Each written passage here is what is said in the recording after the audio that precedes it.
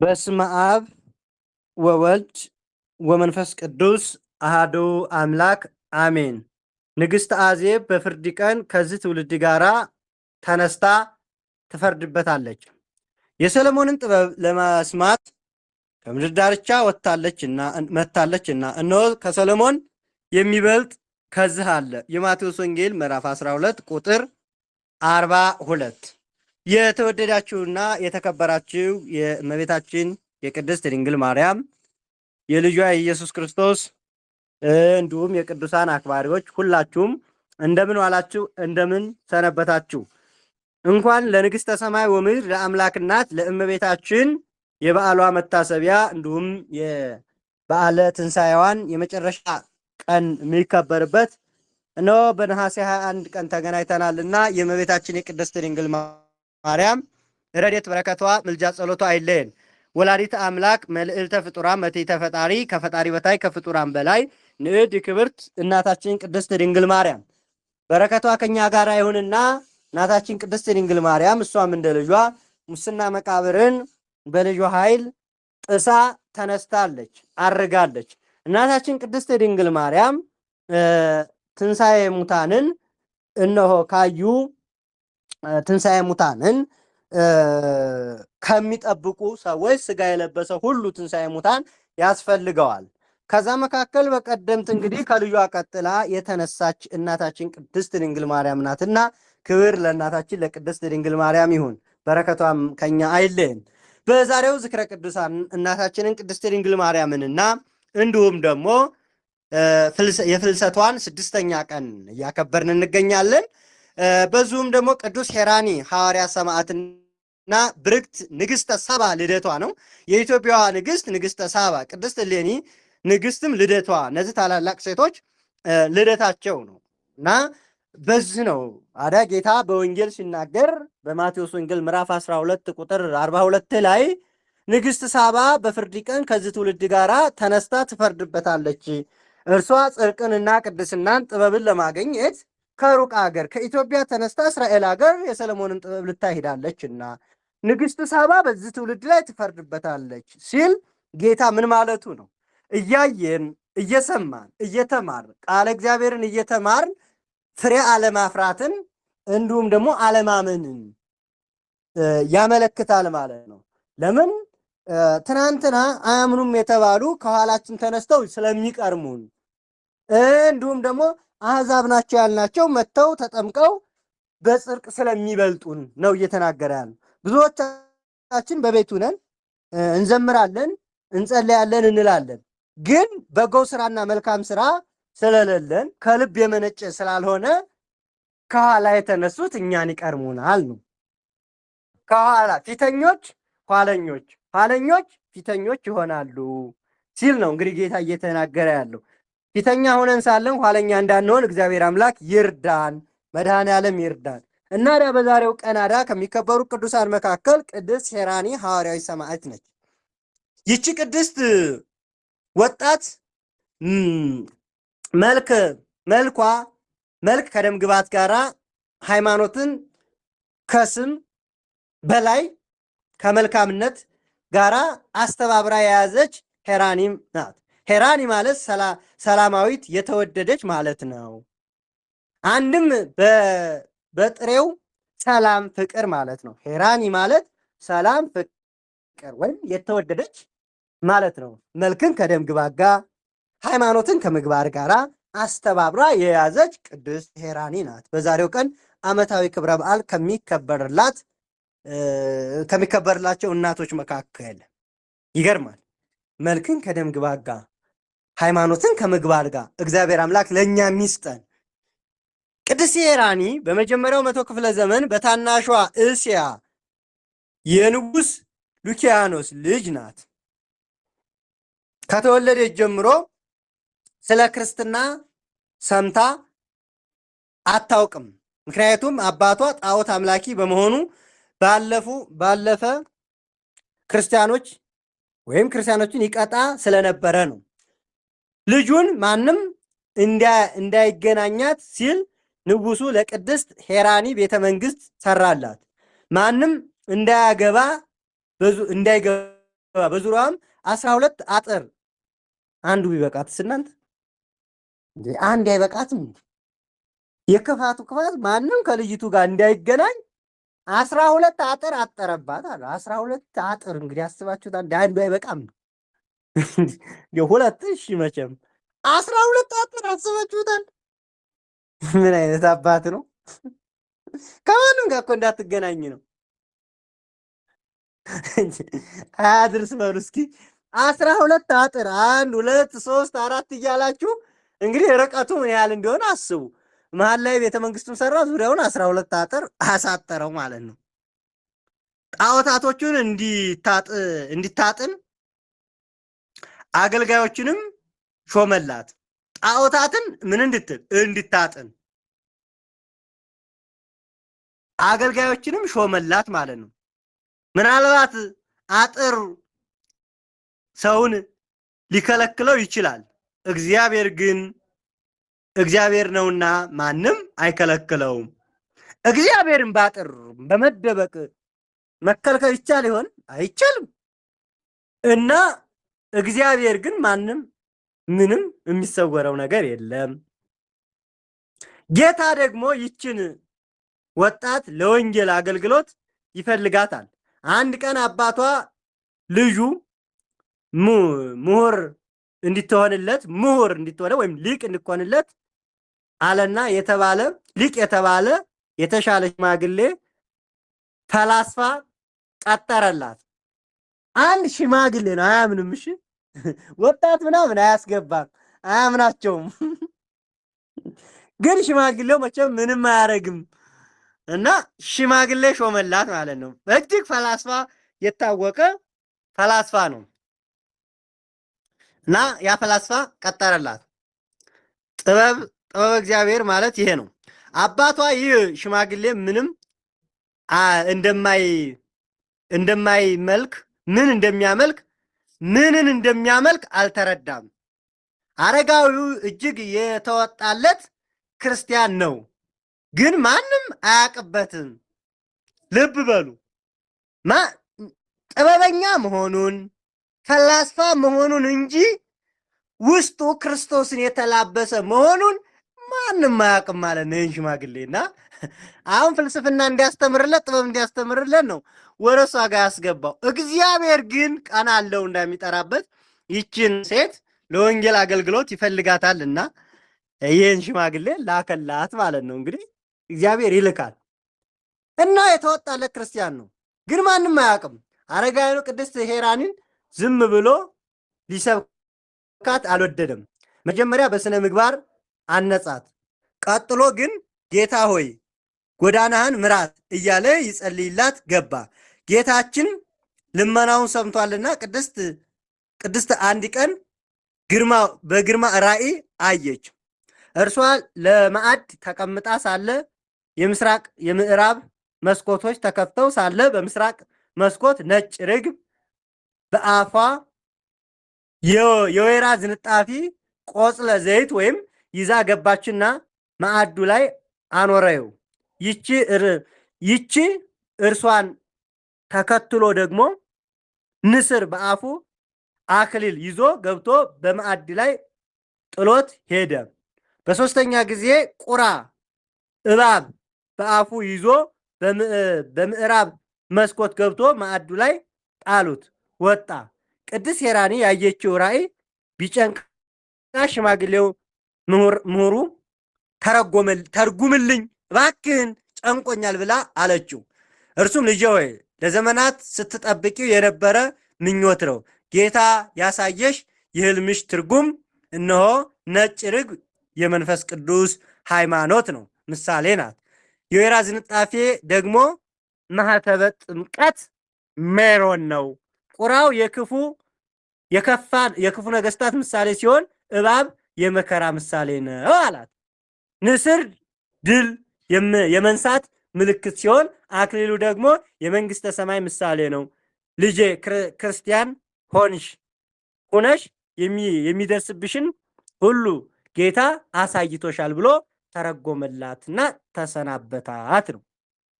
እሷም ወደ ምስራቅ ዙራ ጸለየች። የማላውቅህ አምላክ ሆይ ወደ እውነት ምራኝ ስትል ለመነች። በዛ ሰዓትም እግዚአብሔር መልአክ መጥቶ አጽናናት። የምትጠመቅበትንም እንደሚያመለክታት ነገራት። በዛን ጊዜም አባቷ ገብቶ ልጄ ከመሳፍንቱ ለአንዱ ልድርሽ ስለሆነ ምን ትያለሽ አላት። 3 ቀን ስጠኝ አለችው። ሰጣት። ወደ ጣዖቶቹ ዕለቱኑ ወርዳ ለግባ ወይስ ይቅርብኝ አለቻቸው። ጣዖታቶችን የቀደመውን በወርቅ የተለበጡ ድንጋዮች ናቸውና ዝም አሉ። በሙሉ ቀጥቅጣ ሰባበረቻቸውና ተመለሰች። ጣዖት ታጥንድኛለች ብሎ ያስቀመጣት የገዛ ልጁ ያን ሁሉ ጣዖት ቅጥቅጥቅጥ አርጋ ስብርብር አርጋ አመድ ያደረገችው ማለት ነው። በዘመነ ቅዱሳን ሐዋርያት በተለዩ ለነ ቅዱስ ጳውሎስ በሕይወተ ሥጋ ነበሩና የዛን ዘመኑ ማለት ነው። ቅዱስ ጳውሎስ ከደቀ መዛሙርቱ አንዱ ቤት እንደተዘጋ ገባ። ከደቀ መዛሙርቱ አንዱ ቤቱ እንደተዘጋ ገባና ክርስትና ከጥንቱ እስከ ፍጻሜው አስተምሮ አጠመቃት። ማን? የቅዱስ ጳውሎስ ደቀ መዝሙር። እንግዲህ ቅዱስ ጳውሎስ በሕይወተ ሥጋ ከነበረና ደቀ መዛሙርቱ ላከው ማለት ነው። ይቺ የምትጨነቅ ነፍስ አለች ብሎ ማለት ገባና አስተማራት፣ አጠመቃት እና ወጣ። ማንም የሚያውቅ የለም። 12 ዙር የታጠረ አጥር እንዴት ገባ ነው።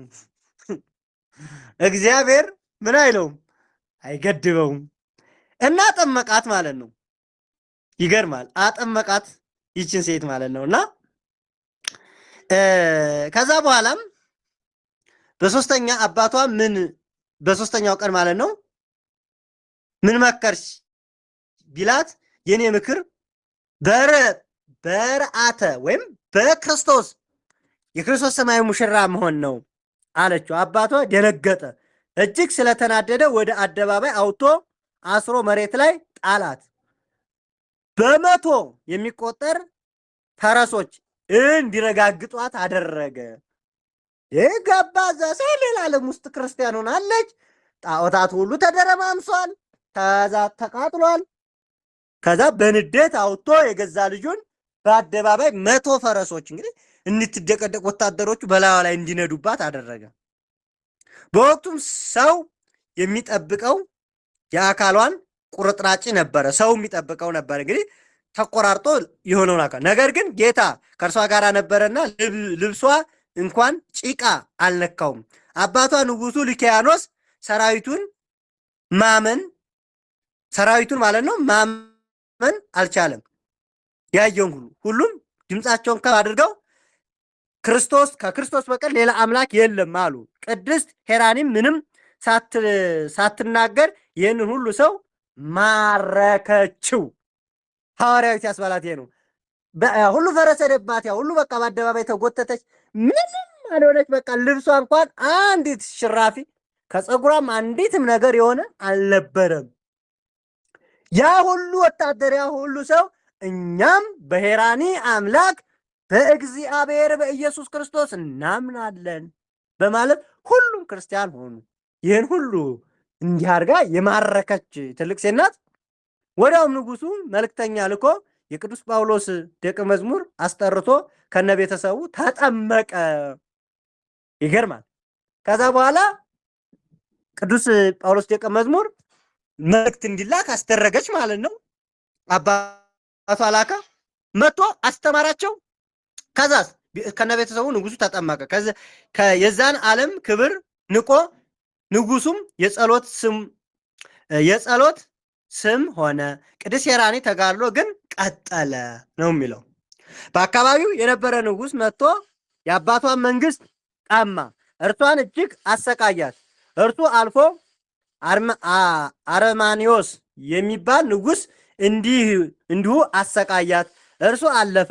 ከእርሱ ቀጥሎም የመጣው ንጉሱ ብዙ መከራዎችን በእሷ ላይ አደረሰ።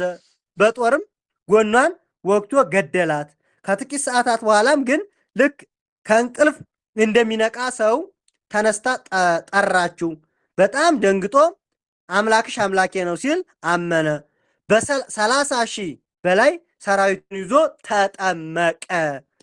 ቅድስት ሄራኒ 30,000 በላይ ወጋት በጦር ተዝለፍልፋ ወደቀች።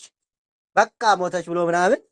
ከትንሽ ሰዓታት በኋላ ግን ቅድስት ሄራኒ ተነስታችና ንጉሱን ጠራችው። ምንም አለ ጎኗ ሲታይ ምንም ደም የለ ምንም። እግዚአብሔር አምላክ ፈውሷታልና 30,000 በአንድ ቀን ያስጠመቀች ቅድስት ሄራኒ ነች።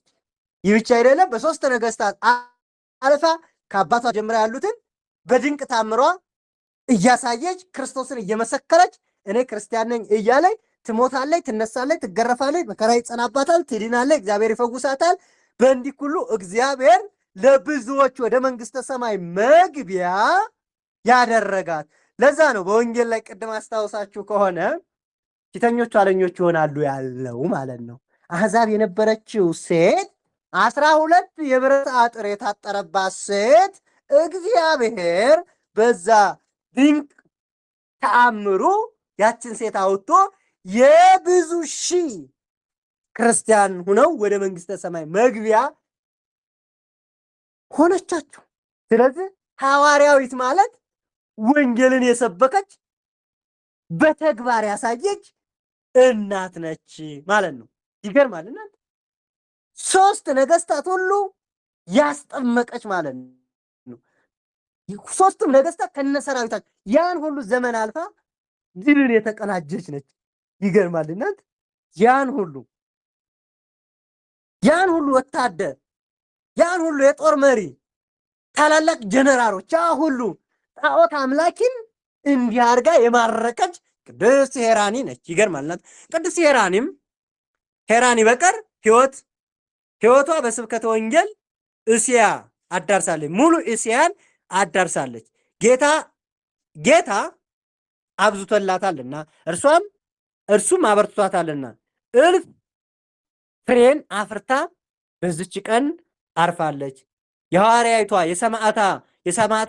የሐዋርያትንም በረከት የሰማዕታትንም አክሊል በዚህ ቀን ተቀናጅታለች።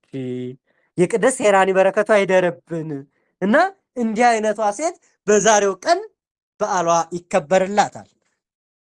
በረከቷ ይደርብን። የሚገርም ነው። ሌላዋ በዚህ ቀን የምናስባት ዛሬ ሴቶችን ነው እንዳለ የምናየው ማለት ነው። ሴቶች ናቸው ማለት ነው እንዳለ። ቅድስት ሳባ ነች። ይቺ የኢትዮጵያ በ3ኛው መቶ ክፍለ በ3000 ማለትም የዛሬ 3000 እንደማለት ነው ዘመን በፊት የነበረች ደግ እናት ናት። በስጋዊ ደረጃ ከታንዛኒያ እስከ የመን በስጋ ወይም በምድር ንግስት ሆና የንግስናዋም ጊዜ ከታንዛኒያ እስከ እስያ ያስተዳደረች ስመጥር ንግስት ስትሆን በመንፈሳዊ ደረጃም ደግሞ እግዚአብሔር የቀባውን ሰው ፈልጋ ወደ ኢየሩሳሌም የተጓዘች ከዛም አምልኮተ እግዚአብሔርን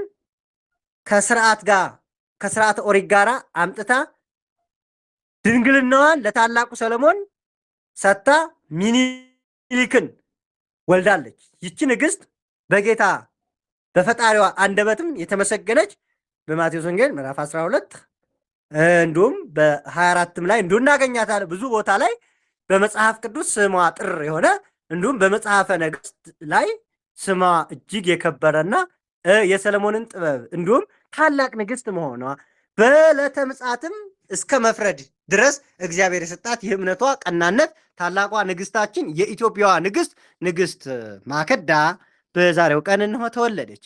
በወርሃ መስከረም 1 ቀንም ከሰለሞን ሄደች በእንቁጣጣሽ እናገኛታለን። የዛን ጊዜም እናስባታለን። ዛሬ ግን የልደቷ ቀን ነው። ሁለተኛዋ ንግስት ታላቋ መስቀሉን ያወጣችው ንግስት እሌኒም ልደቷ ነው። ይቺ ቅድስት የቆስጠንጢኖስ እናት የመስቀሉ ወዳጅ የቤተ ክርስቲያን ባለውለታ የሆነች ክርስትናዋን አጥብቃ የያዘች ቅድስት የተወደደች እናት ነች። በዚህ ዕለት ነው አዳ የተወለደችው በዚች ዕለት ነበረ። በረከቷም የሷም ይደርብን። እሷንም በወርሃ መስከረም 17 ቀን እንዘክራታለን። ቅድስት እሌኒን ከመስቀሉ ጋር በረከቷ ይደርብን።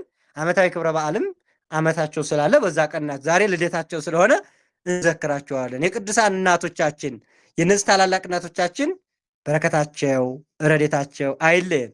እህቶቻችን ከዚህ እናንተ የምትማሩት ከቅድስት ሄራኒ፣ ከቅድስት እሌኒ፣ ከቅድስት ንግሥት ሳባ የምትማሩት እንዲሁም ከእናታችን ከንግሥት አርያም የሰማይና የምድር ንግሥት ከሆነች ከእመቤታችን እንግዲህ ወደ 4 ሴቶች ናቸው ዛሬ እንግዲህ የምናከብራቸው ማለት ነው።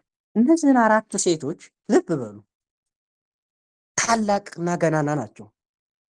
ሴትነታቸው ሳይገድባቸው ታላቅ ደረጃ የደረሱ ናቸው። ከነዚህ እናቶች ምንድን ነው የምትማሩት?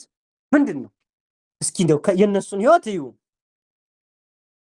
የቅድስት ሄራኒን ስትመለከቱ አሁን ሴትነቷ ሳይገድባት ምን ያህል ስራን እንደሰራች ማለት ነው። የንግሥት እሌኒን ስትመለከቱ በዛ ሁሉ በአሕዛብ መካከል አልፋ ያን የጌታ መስቀል ማውጣት ማለት አስቡ። የንግሥት ማክዳን ስትመለከቱ የኦሪትን እና ሰለሞን ድረስ ጥበብን እንግዲህ አስቡ።